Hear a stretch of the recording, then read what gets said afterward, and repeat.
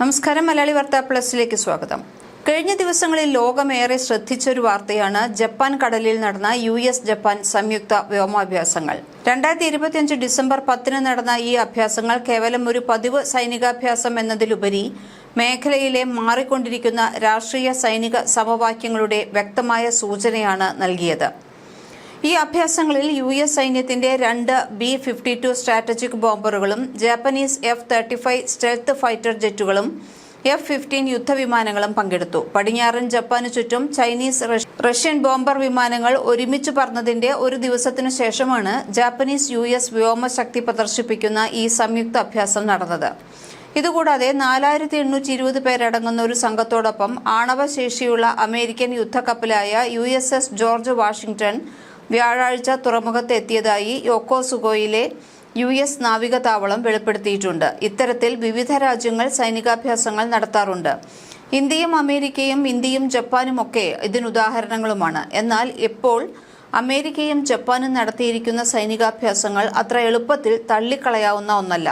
കാരണം അതിനൊരു പ്രതികരണ സ്വഭാവമുണ്ട് എന്നതുകൊണ്ട് തന്നെ.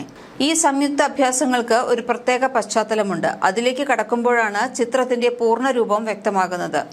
ചൈനയും റഷ്യയും സംയുക്തമായി സമീപകാലത്ത് നടത്തിയ സൈനികാഭ്യാസങ്ങൾക്ക് മറുപടിയായാണ് ജപ്പാനും അമേരിക്കയും ഇപ്പോൾ ഈ നീക്കം നടത്തിയിട്ടുള്ളത്. കിഴക്കൻ ചൈന കടലിലും പടിഞ്ഞാറൻ പസഫിക്കിലുമായി ചൈനീസ് റഷ്യൻ സ്ട്രാറ്റജിക് ബോംബറുകൾ സംയുക്തമായി പറന്നത് മേഖലയിൽ വലിയ ആശങ്കകൾക്ക് വഴിവെച്ചിരുന്നു. ചൊവ്വാഴ്ച പടിഞ്ഞാറൻ പസഫിക് സമുദ്രത്തിന് മുകളിലൂടെ ചൈനയുടെയും റഷ്യയുടെയും വിമാനങ്ങൾ സംയുക്തമായി പട്രോളിംഗ് നടത്തിയിരുന്നു. ജപ്പാന് സമീപമുള്ള ദക്ഷിണ കൊറിയയുടെ വ്യോമ പ്രതിരോധ മേഖലയിലും വ്യോമാതിർത്തിയിലും അവർ പ്രവേശിച്ചതായി റിപ്പോർട്ടുണ്ട്. ഇതുകൂടാതെ ചൈനീസ് വിമാനങ്ങൾ തങ്ങളുടെ ജെറ്റുകൾക്ക് നേരെ റഡാർ ബീമുകൾ ഉപയോഗിച്ചതായി ടോക്കിയോ ആരോപിച്ചതും സ്ഥിതിഗതികൾ കൂടുതൽ വഷളാക്കി. ഒരു രാജ്യത്തിന്റെ വ്യോമ അതിർത്തിക്ക് സമീപം ഇത്തരമൊരു നീക്കം നടത്തുന്നത് അന്താരാഷ്ട്ര നിയമങ്ങളുടെ ലംഘനമായാണ് കണക്കാക്കപ്പെടുന്നത്. ഈ സംഭവങ്ങളെല്ലാം ജപ്പാന്റെ പ്രതിരോധ മന്ത്രാലയത്തിന് ഗുരുതരമായ സുരക്ഷാ ആശങ്കകൾക്ക് കാരണമായി. ജപ്പാന് ചുറ്റുമുള്ള സുരക്ഷാ സാഹചര്യം കൂടുതൽ വഷളായതിനാലാണ് ഇത്തരമൊരു സംയുക്ത അഭ്യാസം അനിവാര്യമായതെന്നാണ് ജപ്പാന്റെ വാദം. ജപ്പാന്റെ പടിഞ്ഞാറൻ വ്യോമാതിർത്തിക്ക് സമീപം രാജ്യത്തിനും ദക്ഷിണ കൊറിയയ്ക്കും ഇടയിലുള്ള ജലാശയത്തിനു മുകളിലായി 2 US B-52 സ്ട്രാറ്റജിക് ബോംബർ വിമാനങ്ങളും 3 ജാപ്പനീസ് F-35 സ്റ്റെൽത്ത് ഫൈറ്റർ ജെറ്റുകളും 3 F-15 ജെറ്റുകളും സംയുക്ത ഫ്ലൈറ്റ് അഭ്യാസങ്ങൾ നടത്തിയതായി അധികൃതർ പറഞ്ഞു. ജപ്പാനും അമേരിക്കയും തമ്മിലുള്ള സൈനിക സഖ്യം ഏറെ കാലമായി ശക്തമാണ്. ഈ സംയുക്ത അഭ്യാസങ്ങൾ ആ സഖ്യത്തിന്റെ ദൃഢത ഒരിക്കൽ കൂടി തെളിയിക്കുന്നു.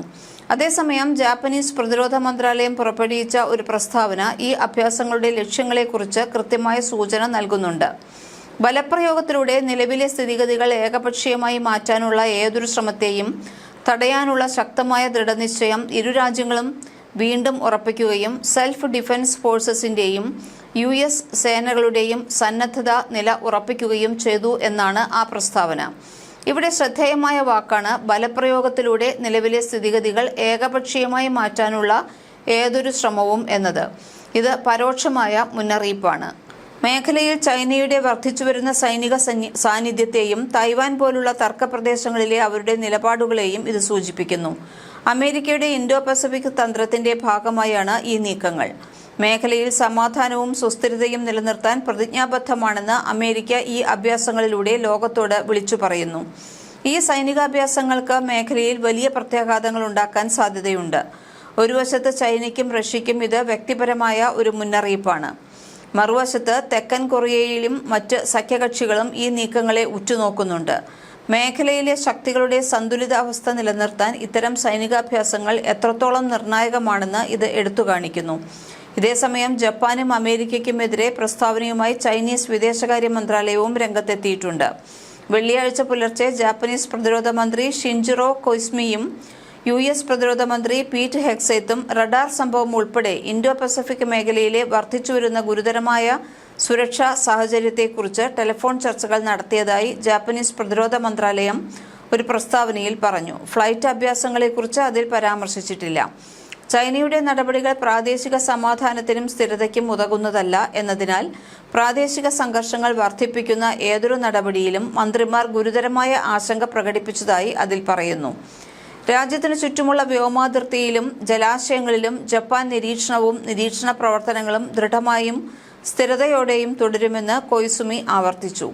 ചൈനയുടെയും റഷ്യയുടെയും വാർഷിക സഹകരണ പദ്ധതിയുടെ ഭാഗമാണ് പട്രോളിംഗ് എന്നും പ്രാദേശിക സുരക്ഷാ വെല്ലുവിളികളെ സംയുക്തമായി നേരിടാനും പ്രാദേശിക സമാധാനവും സ്ഥിരതയും നിലനിർത്താനുമുള്ള ഇരുവിഭാഗത്തിന്റെയും ദൃഢനിശ്ചയവും കഴിവും ഇത് തെളിയിക്കുന്നു എന്നും ചൈനീസ് വിദേശകാര്യ മന്ത്രാലയ വക്താവ് ഗുവോ ചിയോകുൻ വ്യാഴാഴ്ച പറഞ്ഞു. ജപ്പാൻ ഒരു ബഹളമുണ്ടാക്കുകയോ വ്യക്തിപരമായി എടുക്കുകയോ ചെയ്യേണ്ടതില്ല എന്നും ഗുവോ പരിഹസിച്ചു. എന്നാൽ ഇത്തരം അഭ്യാസങ്ങൾ സംഘർഷങ്ങൾ വർദ്ധിപ്പിക്കാനുള്ള സാധ്യത ഒട്ടും തള്ളിക്കളയാനാവില്ല.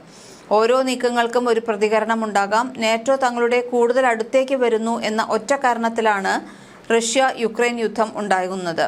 അത് ഒരു റഷ്യ യുക്രൈൻ സംഘർഷത്തെക്കാളധികം റഷ്യ നാറ്റോ സംഘർഷം ആണെന്ന് കരുതുന്ന നിരവധി പേരുണ്ട്. നമ്മുടെ രാജ്യവും സമാന വീക്ഷണമാണ് വെച്ചുപുലർത്തുന്നത്. ഈ സാഹചര്യത്തിലാണ് അമേരിക്കയുടെയും ജപ്പാന്റെയും അതല്ലെങ്കിൽ ചൈനയുടെയും റഷ്യയുടെയും സംയുക്ത സൈനിക അഭ്യാസങ്ങളെ കാണേണ്ടത്. ഈ മേഖലയിൽ നിലവിലുള്ള ചില തർക്കപ്രദേശങ്ങളായ സെൻകാക്കു ദ്വീപുകൾ, തായ്വാൻ കടലിടുക്ക് എന്നിവയെല്ലാം ഇത്തരം സൈനികാഭ്യാസങ്ങൾ പുതിയ തർക്കങ്ങൾക്ക് വഴിതെളിയിച്ചേക്കാം. ഭാവിയിൽ ഇത് എങ്ങനെയായിരിക്കും എന്നതിനെക്കുറിച്ച് ലോകം ആകാംക്ഷയോടെ കാത്തിരിക്കുകയാണ്. തായ്വാനിൽ ചൈന അതിർത്തി കടന്നുള്ള ആക്രമണം നടത്തിയാൽ ജപ്പാൻ സൈനിക നടപടി സ്വീകരിക്കുമെന്ന് ജാപ്പനീസ് പ്രധാനമന്ത്രി സനി തെകൈച്ചി കഴിഞ്ഞ മാസം തുറന്നടിച്ചിരുന്നു. ഇത് ചൈനയെ അക്ഷരാർത്ഥത്തിൽ ഞെട്ടിക്കുകയും ചെയ്തിട്ടുണ്ട്. ഇതിന്റെ ഭാഗമായാണ് റഷ്യയും ചൈനയും നടത്തിയ സംയുക്ത സൈനികാഭ്യാസം എന്നും വിലയിരുത്തപ്പെടുന്നു. ആവശ്യമെങ്കിൽ ബലപ്രയോഗത്തിലൂടെ വീണ്ടും ഒന്നിപ്പിക്കേണ്ട ചൈനയുടെ ഭാഗമായാണ് തായ്വാനെ ബീജിംഗ് കാണുന്നത്. മിക്ക രാജ്യങ്ങളെപ്പോലെ ജപ്പാനും യുഎസും തായ്വാനെ ഒരു സ്വതന്ത്ര രാഷ്ട്രമായി അംഗീകരിക്കുന്നില്ല. എന്നാൽ ബലപ്രയോഗത്തിലൂടെ പിടിച്ചെടുക്കാനുള്ള ഏതൊരു ശ്രമത്തെയും ജപ്പാനും അമേരിക്കയും എതിർക്കുന്നു. കൂടാതെ അതിന്റെ പ്രതിരോധത്തിനായി ആയുധങ്ങൾ നൽകാൻ നിയമപരമായി ബാധ്യസ്ഥരുമാണ്. ചുരുക്കത്തിൽ ജപ്പാൻ കടലിൽ നടന്ന യുഎസ് ജപ്പാൻ സംയുക്ത വ്യോമാഭ്യാസങ്ങൾ കേവലം സൈനിക ശക്തി പ്രകടനങ്ങൾ മാത്രമല്ല, അത് മേഖലയിലെ വർദ്ധിച്ചുവരുന്ന ഭൗമ രാഷ്ട്രീയ സംഘർഷങ്ങളുടെയും മാറിക്കൊണ്ടിരിക്കുന്ന ശക്തി സന്തുലിതാവസ്ഥയുടെയും വ്യക്തമായ സൂചനയാണ്. ലോകം ഉറ്റുനോക്കുന്നത് ഈ നീക്കങ്ങൾ എങ്ങനെയായിരിക്കും കിഴക്കൻ ഏഷ്യയുടെയും പസഫിക് മേഖലയുടെയും ഭാവിയെ നിർണ്ണയിക്കുക എന്നതാണ്. സമാധാനപരമായ സഹവർത്തിത്വവും നയതന്ത്രപരമായ പരിഹാരങ്ങളുമാണ് ഇത്തരം സാഹചര്യങ്ങളിൽ ഏറ്റവും പ്രധാനമെന്ന് നമുക്ക് പ്രത്യാശിക്കാം. കൂടുതൽ വാർത്തകൾക്ക് മലയാളി വാർത്ത പ്ലസ് സബ്സ്ക്രൈബ് ചെയ്യൂ. മലയാളി വാർത്ത plus, like, share and subscribe.